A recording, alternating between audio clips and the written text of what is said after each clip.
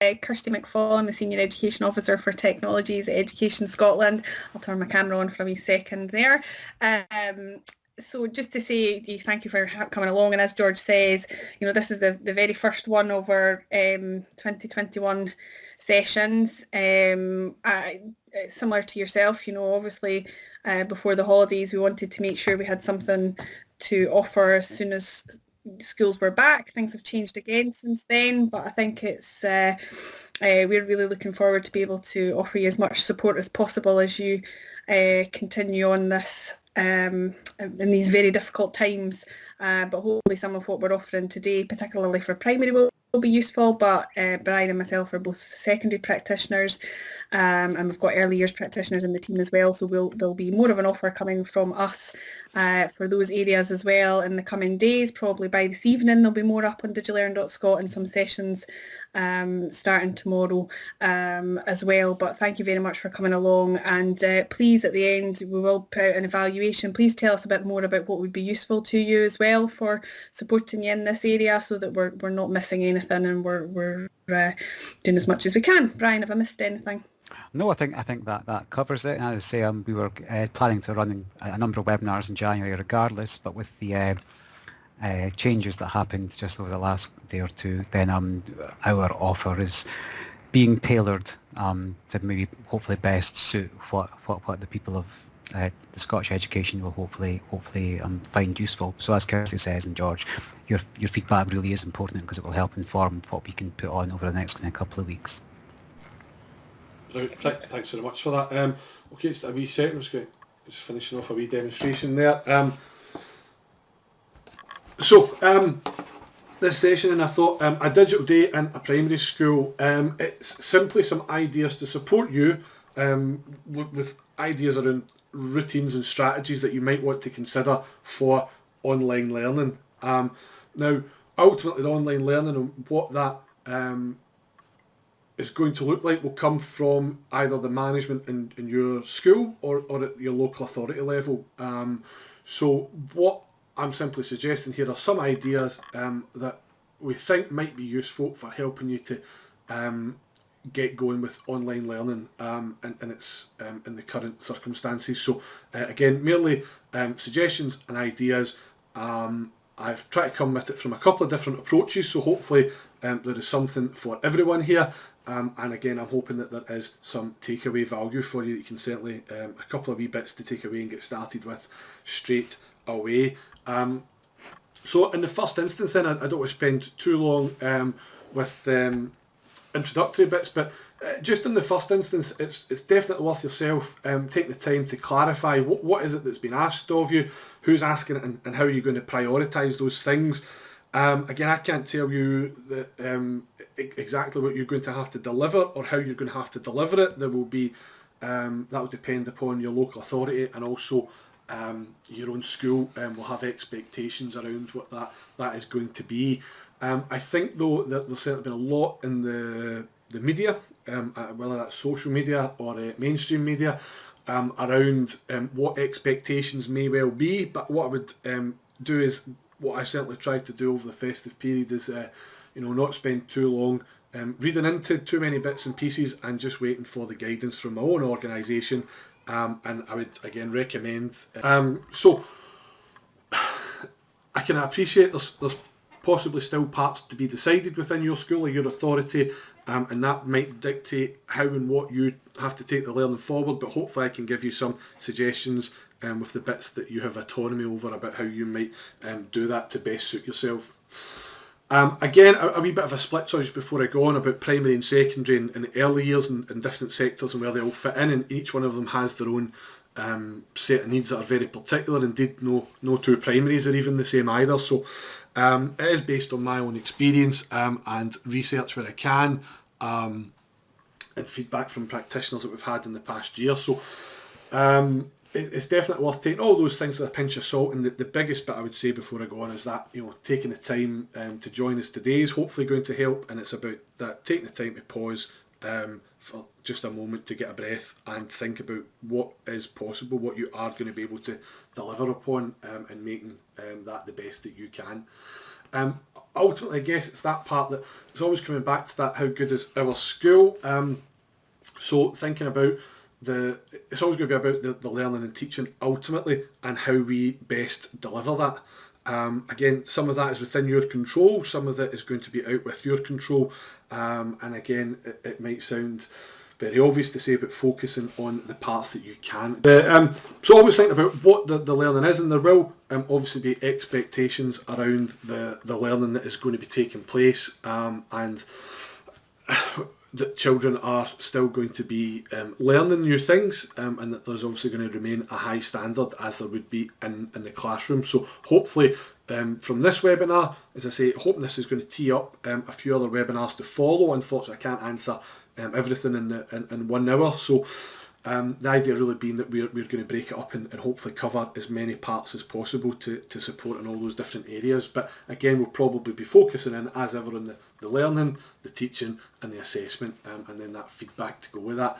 On the right hand side, the wee point about the how, I always make a point in my webinars, if you've been to any other ones that I've delivered, of again that reminder to be realistic. What are you trying to accomplish, and how will you know a change is taking place? How are you going to know it's benefiting your learners? So rather than trying to do absolutely everything that we might talk about in this webinar that you see from other educators on Twitter and other spheres, you know, focusing on the bits that you can do, how you're going to use them to take the learning forward, and again, just take the time to review them and think about what's working well and what is time effective as well. I would say what works for you in the time that you have, and what gets you the best results with the shortest sort of input or planning, and those are the bits I would certainly be focusing on to try and make as much use of the time that I have as possible.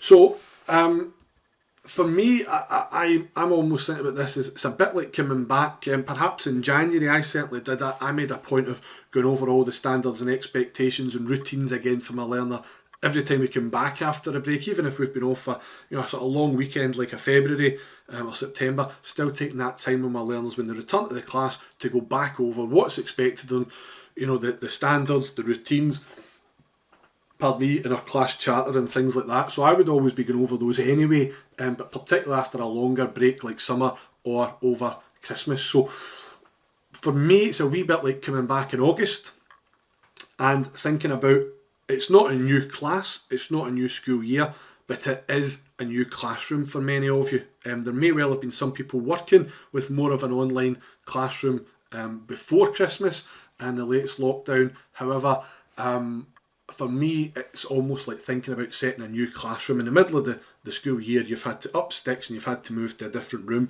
and thinking about all the considerations that would go along with that. So your routines, again, I'm thinking in my physical classroom, how they line up when it's break time, who hands out the jotters, where do jotters get handed back in, how do they get an iPad out the cupboard, do they have to sign it out, do they have to let somebody know, is there a system for that? All those routines that I need in my day, I'm going to have to form some of them newly. Some of them are going to have to be totally new for this online learning. Some of them you may already have from parts of your online classroom that you've been doing beforehand in a sort of blended model, and some of those will carry over fine. Obviously things like they're not going to have somewhere to hang up their jacket anymore, but they are going to have somewhere to get the learning and somewhere to hand it in. And how do they get that assessment and feedback back from you? So thinking about some of those routines, there are absolutely challenges to it. There's no denying that. But again, what is in your hand? What can you deal with? And if a learner normally has internet access but doesn't have internet access that day because there's a problem with the internet exchange in the local area, again, that's challenging, but it's not something you can deal with unless you're a BT or Virgin engineer and can go out and fix that.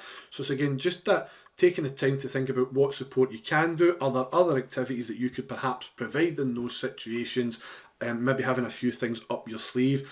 Again, not all learners are going to be able to access all of the learning all at the same time or all of the time. So again, bearing in mind that with your standards and expectations, look, I can understand with some learners and their adults at home, their families have got key workers in it, or perhaps they've got adults at home that are working from home and they're using the laptop at the moment. So thinking again about how you're going to try and overcome those challenges, and that might just be about some flexible timetabling or flipping some of the learning. So we'll look at some of those approaches in a wee bit more detail as well. And again, the last part we'll finish off in this webinar is having a real zoom in on some learning and teaching approaches that we think straight off the bat you could be implementing right away with even the youngest learners, and about how to keep all that contained so that it's hopefully useful for you to get started with quickly.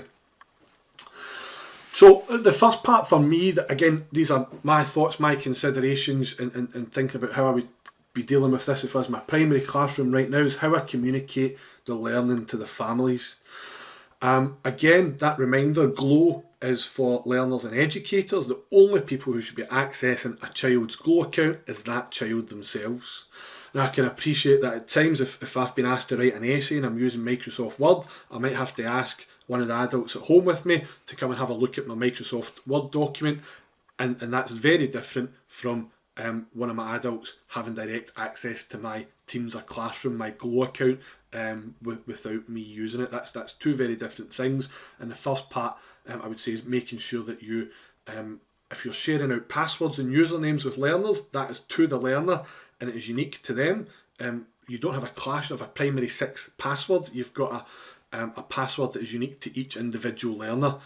Again, might be challenges around how you do that. You might have to consider whether it's a school, if you send out an email to the children on GLOW. Although I'd imagine after this year that we've had, a lot of learners will probably be in a position of having those. That's something you might have to consider, whether it is perhaps setting a password to get your learners, if they reset their password just for the first moment to get access to set a new password. Or whether you need to call learners individually from the school office or however that's done.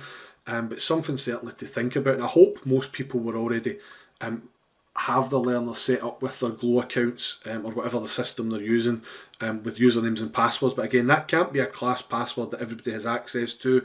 It can't be just use your brother or sister's email. Things like that are really important around keeping the learners, the children and young people on GLOW safe. So really important to think about how you're going to do that. Again, if you've got any questions, if you're not sure about how to do that, if you've not got passwords and usernames already, get in touch with ourselves, whether at DigiLearn on Twitter or through the team. And we've got ideas to support you around how to get those usernames and passwords to learners safely and securely as possible, so they're not in the public domain. Again, for younger learners, I know a lot of people say that, or learners perhaps with particular support needs, perhaps logging into Teams and GLOW could be the challenge itself. So perhaps it's using a Twitter, a private Twitter for your school, and you're only allowing the parents of that class to access it, to join the Twitter or the social media to see what's being shared. Perhaps it's using a blog, using GLOW blogs, and you've got a class website where you put up the day's learning activity. So there are other ways that, again, adults are able to access things like a blog without having to sign in. It's available on the web, and they can access that and see the learning and also the support materials to go with that.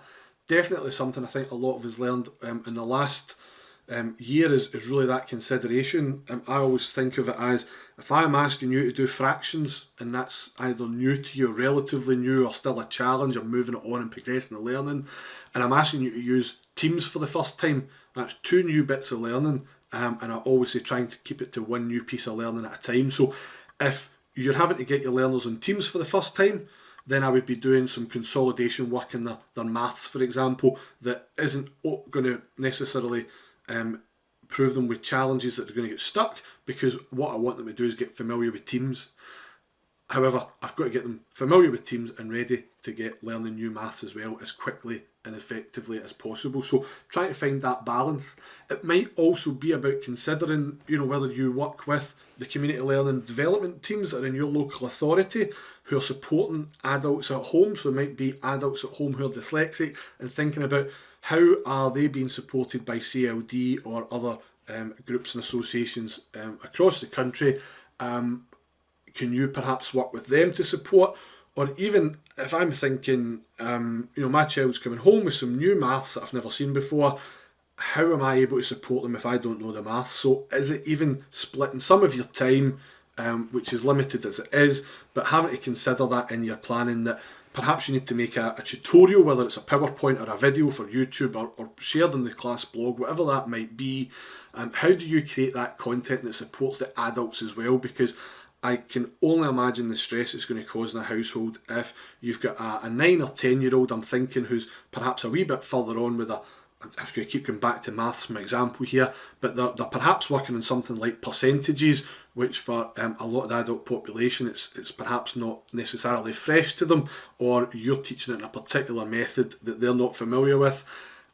I think be kind to yourself, be kind to your learners, be kind to their families, thinking about what content can you create that allows adults to support the learner when they get stuck, because that will happen. They get stuck in the class when you, the qualified educator, is there. When you're not there with them, absolutely, I think they'll get stuck with things, they'll find things challenging. So try to find that balance between giving them enough consolidation to be familiar with your routines and your platform that you're using, but also as they start to make that progress with the learning again and they're moving on from the consolidation, you've got to make sure that everything is there to support them with any new concepts. And again, that's going to take a bit longer than perhaps it normally would, so that's something I think you need to factor into your planning and your delivery. Again, about how learners access and return learning, I think that should be as routine and as standard as possible. Again, I would be using Teams or Classroom through Glow, and I would hope that that's something that they're probably already familiar with. They've maybe used it in the past year, so that's something they're hopefully returning to, and that will be familiar to them. I don't know if now is the time that I'd be introducing a new system. If they were using Classroom before Christmas, personally I don't think I'd be in a rush to teach to get them to use Teams. I don't think I would be switching that system. There might be a need that you have to do that, but I certainly wouldn't be doing it out of choice. I'd be sticking with something that they know and building and improving upon that. And again, thinking about how you feed back on the learning. So again, when you hand out that learning, how do you give that feedback to them once you've looked at the learning, you've assessed it and developed the next steps with them? Again, is that through conversations with them? Is that a typed conversation? Are you feeding back on the document using your assignments in a Classroom or Teams? And again, or is it something like OneNote where you can record your voice, your verbal feedback to a piece of learning? Lots of ways you can do that, but it's definitely something to consider from the start. But it might be something you want to consider. And what I'll have for you, I'll share the presentation with you later on after the session, and I've put a wee example, just a very basic Glow Blogs page where I've put some links to some learning, and it might be for younger learners that is a link to some videos, some BBC bite-sized pages, and that's enough to support either those young learners or their adults with those concepts, and then again some of the different ways to look at that learning. Again, just a quick bit before moving on to the learning and teaching part, definitely something to consider is the cyber resilience and internet safety of the children and young people that you're working with. Again, I've spoken already a bit about passwords. Passwords should be as secure as they can possibly make them. The national guidance is 3 random words. I know things like many systems, including Glow, will ask for additional characters such as upper and lower case, numbers, special characters like apostrophe and exclamation mark. So those are all extra, but as long as their password is 3 random words. For really young learners, again, that could be 3 very short words, blue, dog, 5, and again, there's some great ideas around how you can use pictures and things to remind them of that or jog their memory about that. I always like the idea of in a nursery. So I always like the idea of in the nursery where they've got their coat hook and it's got a wee picture on the peg, and the learner gets to know, I'm the green welly. That's how I know where to hang my jacket. It's the green welly.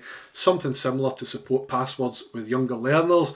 Again, their cyber resilience and considering how they spot things. If they're using online systems, using things like Teams and the web, then there's the potential they're going to come across harmful software, things like malware, viruses. I'd like to say it's unlikely, but it's not impossible. So again, it's maybe something you want to build in as some of your learning for your children and young people for the lessons that you're planning, is some aspect of cyber resilience. And again, the last one there is internet safety.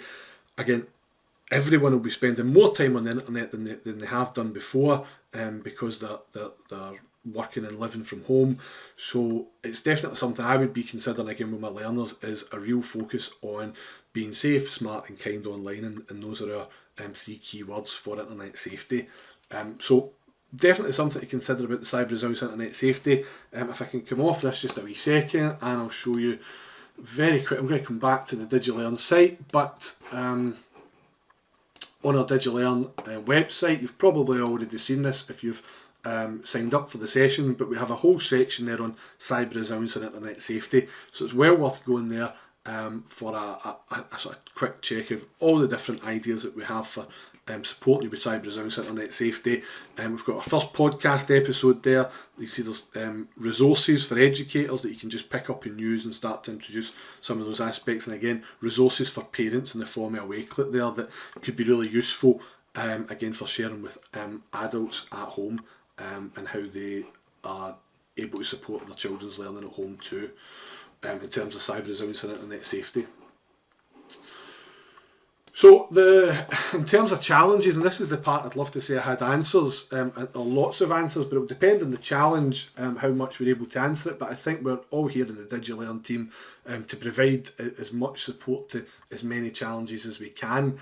In terms of devices, absolutely, some learners will have difficulty accessing it. For that, I would consider the way you break up your day, and I've got a model of that in a wee second. I'll show you a model of what again a day could look like in the primary school. Again, if learners don't have access to devices, or it's limited the time that they have, they only get it in the morning, they only get it in the evening, or even down to the fact that they only have a mobile phone to access their learning at home. Again, there will be levers in place within your local authority and perhaps within your school to support learners with that. I'd love to say that I could fix that for everybody, but that's something that's going to depend again on your school and your local authority.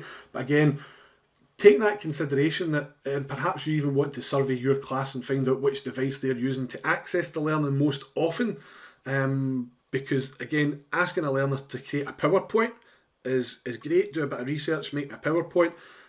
If I've got a laptop, but a mobile phone, PowerPoint's a very different proposition. It works, it is possible, but is it the most suitable? And that's something to consider. You might well be thinking, I've got reading books that I want to do.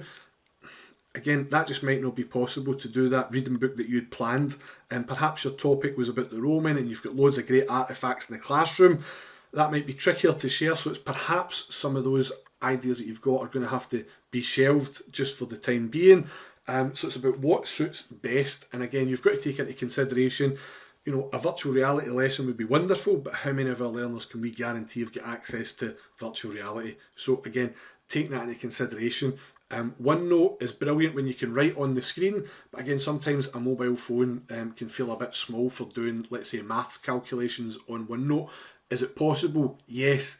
Is it the easiest thing? It depends on the size of your phone and your dexterity, I suppose. Again, about support and learning, having that consideration about how learners, you know, when they get stuck with things, if they find things challenging, how do they move on with that? I've already spoken about thinking about the materials that are perhaps already available online, or what you need to do to reinforce that, or to fill some gaps. How are you supporting the learners and supporting their adults with things like getting online? And again, if someone's stuck, that they need support with things, thinking about where that fits in your day, what I'd suggest is perhaps having time in the day that you are guaranteed to be at your computer.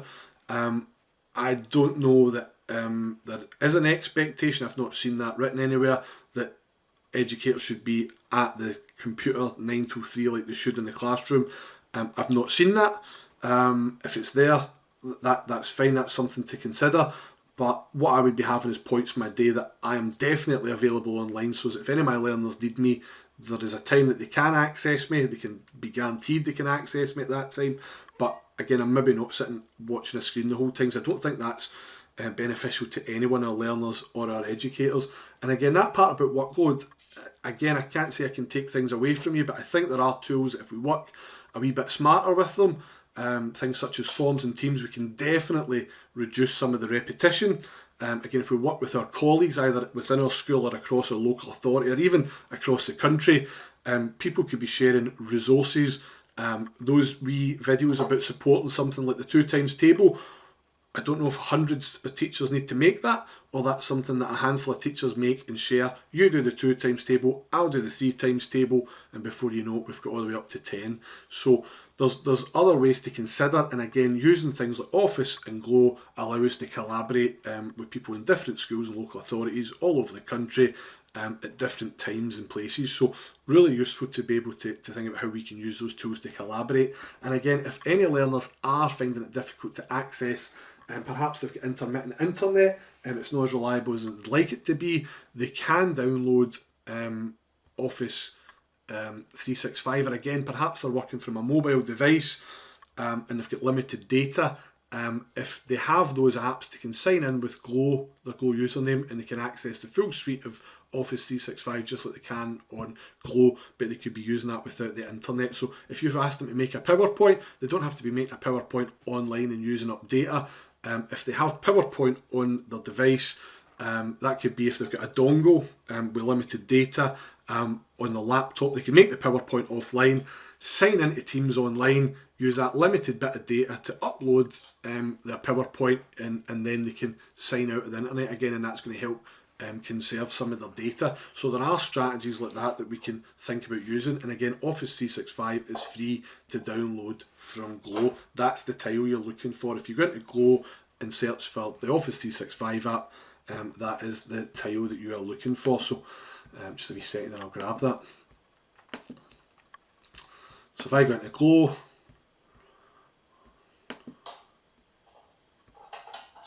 as well, my password is hashed there. But again, if I want to add, I can go in through the app library, or I can edit the Launchpad. If I go in through the app library and have a look for Office 365, and it's this tile here. So I can select that, and mine's is already on my Launchpad, so it's got the option to remove, but you'll get the option to add that to your Launchpad, your learners, if you're going through Glow. And again, as I say, if they've all got the apps on their mobile devices, they can sign in with their Glow username and use that as well. So a few different ways to ensure or try and help that the access is there for as many learners as possible. Very quickly then, I'll get on to the really practical bit, which I'm thinking you're probably hoping is the real takeaways from the session. But just again, that reminder about DigiLearn Scott, our site. On the homepage, you'll see an update here of any news. So again, worth checking in here or on our Twitter to see what's available. That blog post that you've probably used to register for this session will be added to, if I'm right, that's just going to keep being added to, that you'll be able to sign up, and we'll just post any new sessions here. So it'll be the same place you're coming back to see what information is available. We've already got loads of practice shared from, I think it's over 100 practitioners in Scotland now, how they use digital learning to support the learning and teaching in their class. From the start of COVID back in March, kind of up until just now. So we've got over 100 examples in there. You can go in and see, you can have a search and see if there's anything, search for literacy and see what posts people have made about supporting literacy in their setting. That could be the wee bit of inspiration. It just helps you get around a challenge that you've come to. And we've got the learning paths, which I think will probably make up more of the content we'll be delivering in the next few days and over the next few weeks. Again, the best bit for our webinars would be the YouTube channel, which I can show you again in a wee second, and I'll share all the links for these things at the end of the session as well. The main parts, lots of other bits about consider, but I don't think these are probably at the forefront of people's minds right now. The other part there is the cyber resilience and internet safety. There is loads of information here about what digital learning might look like, but I think when we wrote that, that's really with the consideration of learners being in the classroom. There's probably lots of ideas in there you could still use.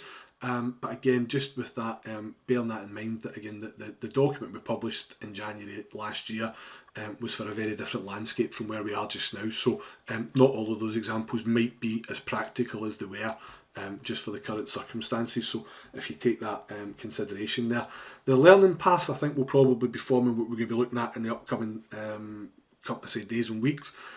Guidance from GTCS about Teams and Google as well there. From the Glow team, so a few different documents to, if you're struggling to get to sleep at night, you've got lots of reading there that we could certainly have a look at. For the approach that I'm going to look at in just a wee moment, really focusing on flipped learning. Again, there's some guidance around that. One of the ones that I really find effective is this one on dual coding. I think Brian did a lot of the work on that, and I suppose in the simplest terms for me, the way I think of it is, if you're talking about bananas, have a picture of a banana on the screen. Don't put a fruit bowl with bananas and oranges, because that mixes the message for learners. It sounds really obvious when you hear it, but you'll be amazed at the number of times I've done it myself in the past as well, and maybe putting a wee image or a bit of clip art onto my presentation just to make it look nice or to fill the space.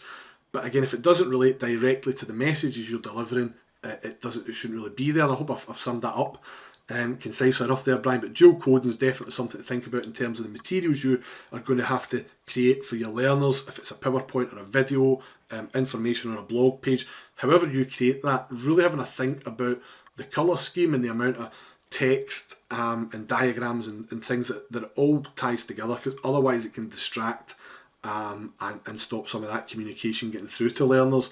So I would definitely be thinking about these two personally in the first bit. Again, there's ideas about engaging with active strategies for digital learning as well. All of the Office 365 tools, or most of the Office 365 tools, have been broken down into their own individual pages, and we have a collection for G Suite as well. So whether you're using the Microsoft or Google tools there as well. So if you want to know more about Immersive Reader, we've got a whole page about that. You can watch back. There's might be a full webinar link there, or links from Microsoft or others. There's a thing linked image here, so this is what Immersive Reader will look like on your screen, and we've created hyperlinked videos there, so those just go back to our YouTube channel showing you what does this button do. I'm unfamiliar with this. This is what I'm seeing on my screen. You press the button, it'll take you to the YouTube video, so you can watch the video explaining what the font options are for Immersive Reader, and again broken down into different parts here with the Microsoft Educator course. So if you're already signed up to be a Microsoft Educator, there's more points for you there. If you're not signed up, you might want to sign up, but these courses particularly look at supporting learners with inclusion with Immersive Reader. So there's loads and loads of information in those learning paths, and we individual videos for each part of it as well. So if there's a particular part you're stuck with, or you're trying to share a tool like this with adults at home and they don't understand how Immersive Reader works, these wee videos might just be enough to help them get started with that. But it really is focused on you, the educators, the content that we've got here. So might not be exactly what an adult needs to see at home, but it might prove useful for something to start with. Again, just that idea about flipped learning. Come to this in a wee second, I'll show you a quick example of it.